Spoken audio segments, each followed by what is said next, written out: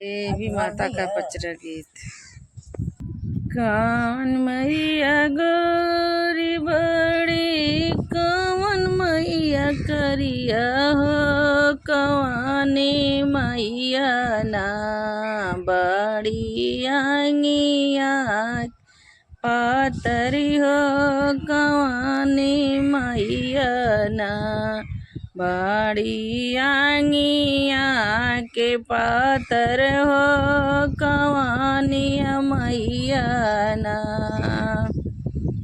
काली मैया करिया बड़ी, दुर्गा मैया गोरी हो, सीतालिया मैया ना बाड़ी आंगिया के पातर हो, सीतालिया मैया ना बाड़ी आंगिया के पातर हो, ताली मैया ना बाड़ी आंगिया के पातरी हो, सीताली मैया ना। कावन मैया बेटी बियाह, कावन मैया बेटा हो, कवानी मैया ना देली सोरा हो, सिंगारवा हो, कवानी मैया ना देली सोरा हो, सिंगारवा हो, कवान मैया ना।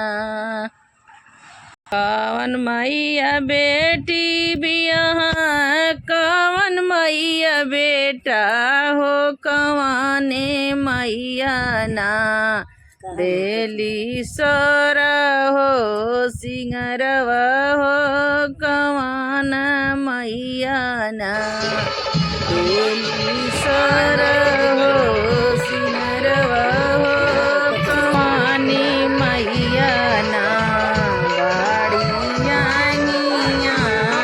पातरी हो, कवानी मैया ना।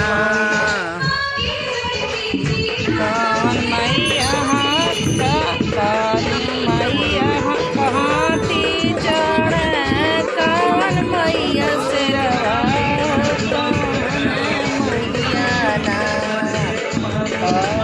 रथवा के सरिया हो,